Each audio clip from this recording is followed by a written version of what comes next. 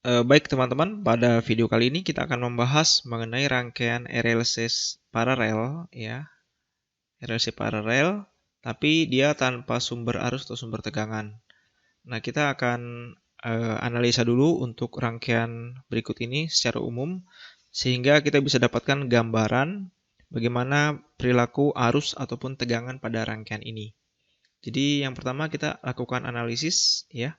Jadi misalkan di sini kita punya asumsi yang dipakai I0 adalah arus awal pada induktor. Jadi kalau digambarkan yang ini ya, arahnya ke bawah ini arus awalnya, kemudian V0 ini disebut V0 ya di sini. Ini adalah tegangan awal ya pada kapasitor. Oke. Nah, sehingga dapat kita tulis di sini ya. Dapat ditulis bahwa arus pada saat 0 itu sama dengan I0 ya. Ini sama dengan, karena dia pada induktor maka kita pakai ekspresi 1/L integral dari min tak hingga sampai titik T0 ya, Vt kalikan dengan dt. Nah, kemudian tegangannya V0 itu sama dengan V besar 0. Oke. Nah, di sini kita lihat karena komponen R, L, dan C mereka adalah susunan paralel ya. Paralel ya, sesuai dengan gambar ini, paralel, maka ketiga komponen ini itu memiliki tegangan yang sama ya, yaitu saya tulis dulu ya, maka ketiga komponen memiliki tegangan yang sama, yaitu V ya, V yang ini terhadap ground, ini ground. Nah, berdasarkan aturan tanda pasif, maka arus mengalir masuk ke masing-masing komponen menuju kutub positifnya. Jadi ini kan tegangan yang lebih tinggi ya, ini ground lebih rendah, maka di sini kita lihat ini kutub positifnya begini ya, ini sesuai dengan aturan tanda pasif. Jadi arusnya tuh yang warna merah ini I1, I2, dan I3 ya. Kita terapkan di sini ya, terapkan KCL ya di V, di node V ini kita dapatkan I masuk. Nah, sebentar saya pakai warna merah ya, I masuk ya kan sama dengan I keluar. Nah, berarti I masuknya ada 0 ya, 0 sama dengan I keluarnya ada I1 tambah I2 tambah dengan I3. Sesuai dengan gambar ini ya, I1, I2, I3. Nah, kemudian kita tulis dulu, berarti di sini 0 sama dengan I1 itu adalah yang mengalir pada R ya, berarti V minus 0 per R ya, ini hukum Ohm, V minus 0 per R, plus I2, I2-nya adalah arus yang mengalir pada induktor, berarti kita pakai persamaan yang bentuknya begini ya, 1/L, integral dari minus tak hingga. Nah, cuman ini kan kita secara umum dulu, berarti sampai batas waktu T, Vt kalikan dengan dt, begitu. Kemudian I3 adalah arus yang mengalir pada kapasitor, berarti C kali dengan dV dt. Oke. Nah, sesudah di sini kita bisa tulis, ini saya bisa sederhanakan menjadi begini ya, 0 sama dengan V per R plus 1/L, ini tulis yang tadi lagi ya, minus integral sampai T, Vt dt ya, tambahkan dengan C dV dt. Oke, nah terus biar ini hilang, C-nya hilang di sini, maka seluruh persamaan ini kita kalikan dengan 1/C ya. Kalikan dengan 1/C, maka kita dapatkan 0 sama dengan 1 per RC kali dengan V plus 1 per LC integral dari minus tak hingga sampai dengan T, yaitu VT dt, oke, plus ini C-nya hilang ya, berarti tinggal dV dt. Nah, teman-teman, pada persamaan ini kita ingin menghilangkan bagian integralnya ini, ya. Caranya adalah kita turunkan saja persamaan ini satu kali, ya. Di sini saya tuliskan dulu. Ups, sorry, pakai warna biru ya. Turunkan persamaan agar bagian integralnya hilang ya. Maka di sini kita tulis berarti 0 sama dengan, berarti kan ini turunan V terhadap T ya, berarti dapatnya adalah 1 per RC, berarti ini dV dt, kemudian plus 1 per LC ya. Ini integralkan sekali berarti kan dapatnya V ya. V, oke, kemudian ini turunkan sekali di ke integralnya berarti dapatnya adalah V, kemudian ini plus, ini turunkan ya sekali berarti dapatnya D2V dt kuadrat. Atau bisa kita tulis biar lebih bagus, D2V dt kuadrat tambah 1 per RC dV dt, kemudian plus 1 per LC kalikan dengan V sama dengan 0. Nah, teman-teman, di sini kita sudah dapatkan suatu persamaan diferensial ya. Persamaan diferensial orde 2.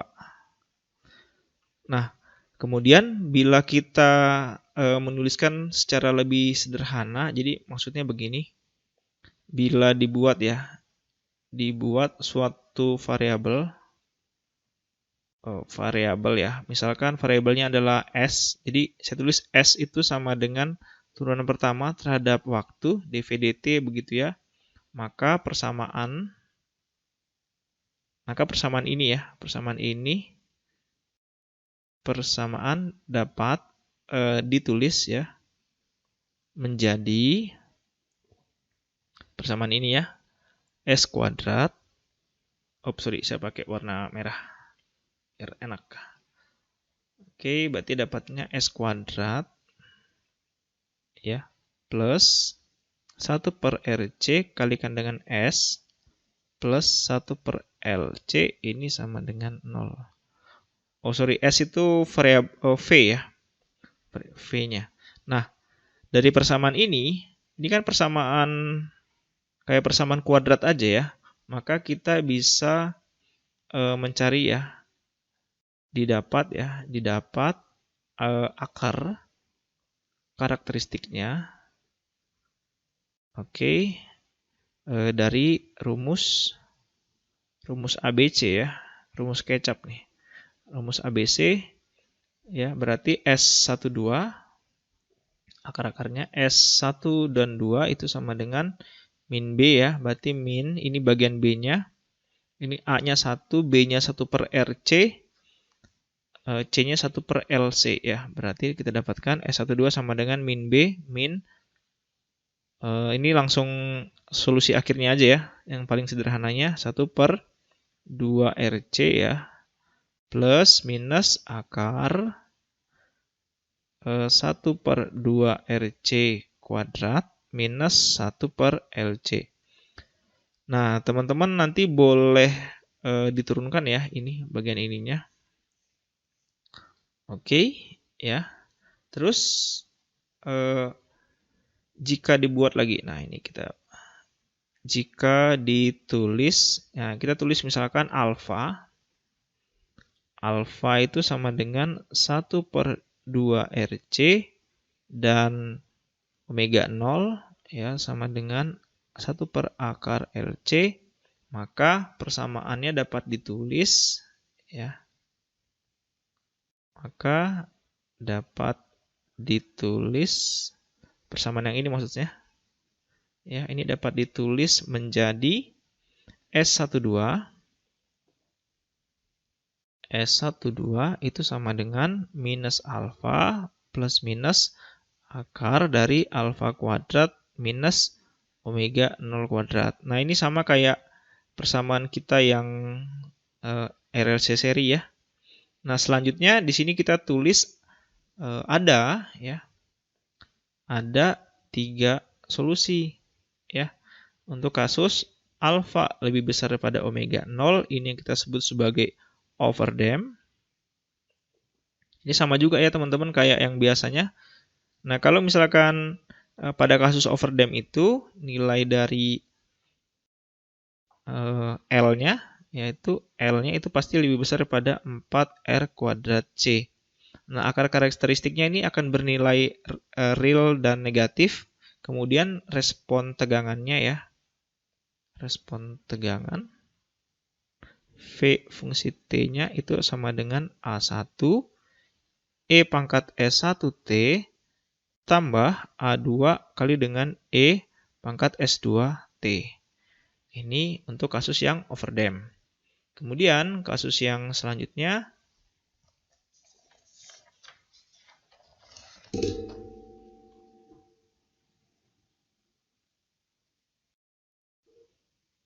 adalah kasus untuk yang alfa itu sama dengan omega 0. Ini untuk kasus critically damp. Terdamp ya. Ini kasusnya adalah L-nya sama dengan 4R kuadrat C. Nah, ini akarnya akan real dan sama. Kemudian kita lihat respon tegangannya ya. Respon tegangan yaitu VT-nya itu nilainya akan A1 tambah A2 kalikan dengan E pangkat minus alfa T. Nah, ini teman-teman saya tidak turunkan ya, saya langsung tuliskan aja solusinya. Kemudian yang bagian terakhir, kalau alfanya itu kurang dari omega 0, ini untuk kasus underdamp ya. Underdamp. Nah, ini didapatkan kalau L-nya ya, L-nya ini kurang dari 4R kuadrat C. Nah, di sini akar-akarnya mempunyai bilangan kompleks dan dapat berupa begini. Ya, saya tulis dulu. Akarnya merupakan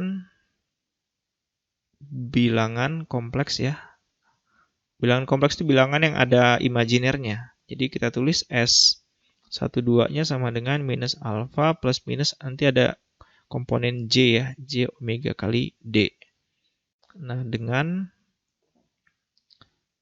dengan omega D-nya itu adalah akar omega 0 kuadrat minus alfa kuadrat.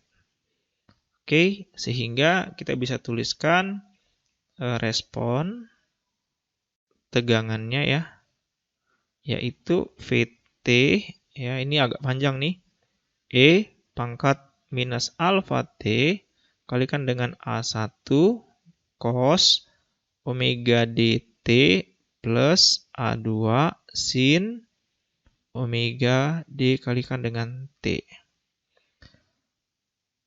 Nah, selanjutnya kita menentukan nilai dari konstanta A1 dan A2 ya. Saya tulis di sini. Langkah selanjutnya adalah menentukan nilai A1 dan A2 ya yang didapat dari memasukkan kondisi awal ya. Kondisi awal V0 dan dV0 dt. Prosesnya sama kayak yang rangkaian RLC seri pada video sebelumnya. Oke, sekian. Semoga videonya bisa membantu. Sampai ketemu lagi.